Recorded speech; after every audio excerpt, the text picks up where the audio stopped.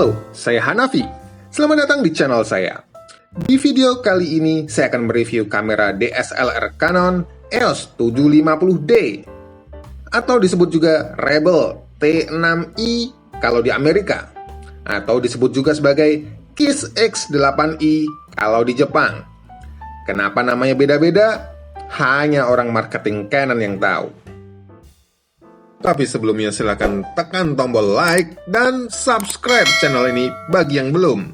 Jadi saya lebih semangat lagi untuk buat video-video seperti ini lagi. Canon EOS 750D pada saat video ini dibuat sudah cukup berumur. Diluncurkan pada Februari 2015 yang lalu, jadi sudah sekitar 5 tahunan. Punya saudara yang mirip-mirip spesifikasinya, yaitu Canon 760D, yang sebenarnya diluncurkan bersamaan dengan Canon 750D ini. Dibekali dengan 24,2 megapiksel APS-C CMOS sensor, 19 autofocus point, dengan prosesor Digic 6 Hybrid CMOS autofocus ketiga, kamera ini masih cukup untuk diajak berkreasi pada saat ini, tahun 2020 ini. ISO range-nya dari 100 ke 12.800 yang bisa di-expand sampai ke 25.600. Burst speed-nya 5 frame per second. Bagi saya ini terasa kurang untuk foto spot, action, dan bird in flight. Untuk videonya bisa merekam sampai Full HD 1080p pada 24, 25, dan 30 frame per second. Tapi kalau ingin merekam di 60 frame per second, bisa diturunkan di kualitas HD 720p. Dan juga sudah dilengkapi dengan koneksi Wi-Fi dan NFC.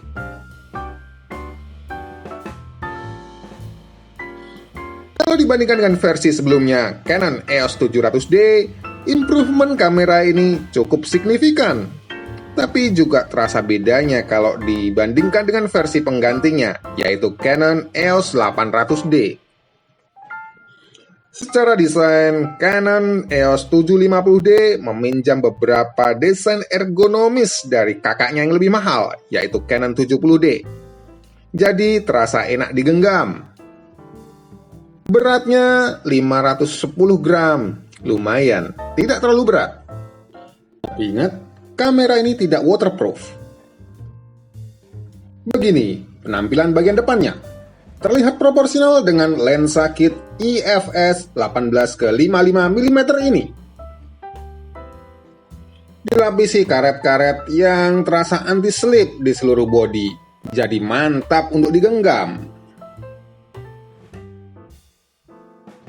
Di sebelah kiri ada port untuk remote control dan mic.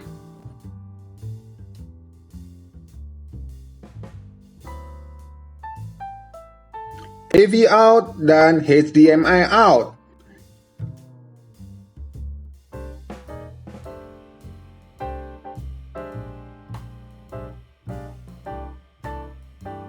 Dan juga ada internal speaker di sini.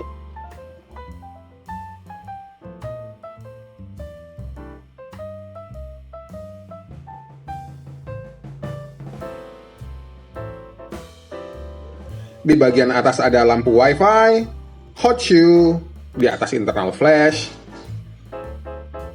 mode dial,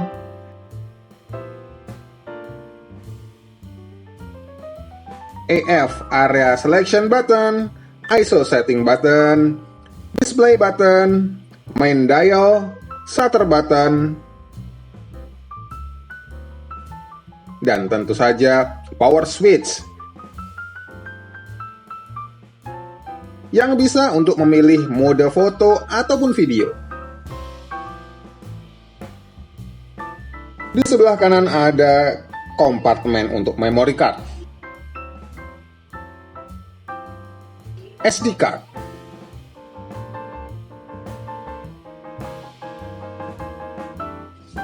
di bawah ada tripod socket dan kompartemen baterai.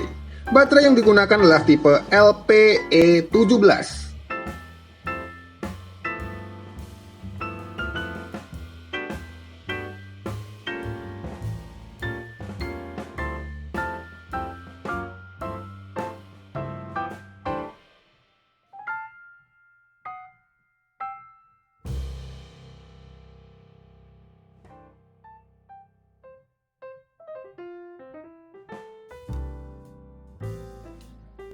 Di sisi belakang ada layar LCD yang bisa diputar 180 derajat ke depan, jadi bisa untuk vlogging dan sekedar selfie.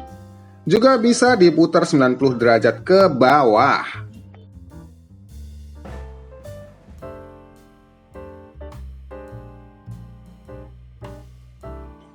Di sini ada menu button, info button, viewfinder tentu saja, dioptric adjustment knob, live view movies shooting button, AE, FE lock button, AF point selection button, exposure compensation button, quick control button, tombol-tombol navigasi atas, bawah, kanan, kiri,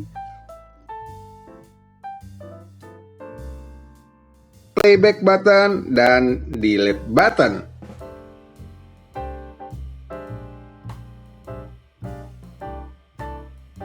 Sedangkan di bagian depan ada lens release button,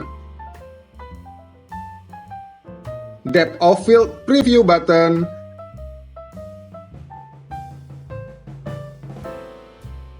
dan tombol flash dan internal mic di situ.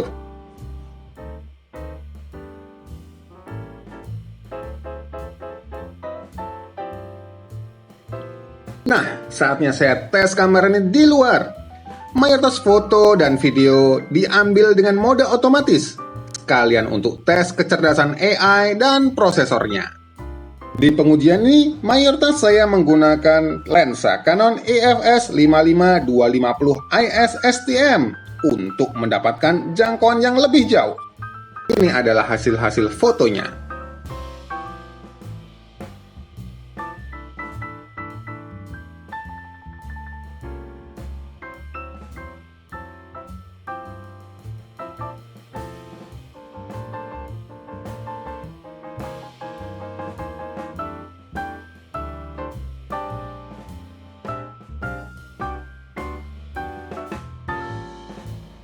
Untuk video, khususnya di kondisi low light dan ISO tinggi, noise-nya cukup terasa, cukup terlihat.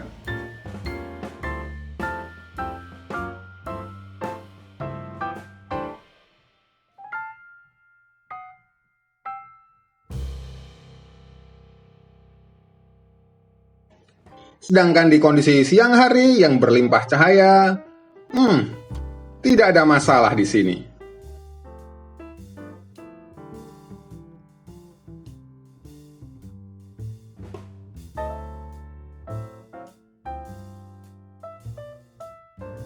Jadi kesimpulannya, Canon EOS 750D ini adalah kamera untuk hobis yang mulai serius. Fiturnya lumayan lengkap dan tidak terlalu berat. Tapi ingat, kamera ini tidak waterproof, jadi jangan dibawa hujan-hujan. Untuk keperluan fotografi, kamera ini cukup handal, terutama untuk objek yang statis. Tetapi untuk kebutuhan videografi dalam kondisi low light, noise-nya cukup mengganggu. Pertanyaannya, apakah layak dibeli di tahun 2020? Ini kembali lagi ke tujuan dan prioritas Anda.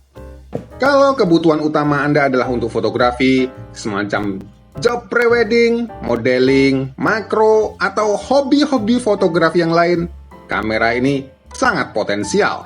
Tapi kalau untuk videografi, terutama di daerah yang low light, gelap, indoor, teknologi kamera yang lebih baru, lebih baik untuk menghandle noise di hasil video Anda. Demikian review kamera Canon EOS 750D. Semoga berguna.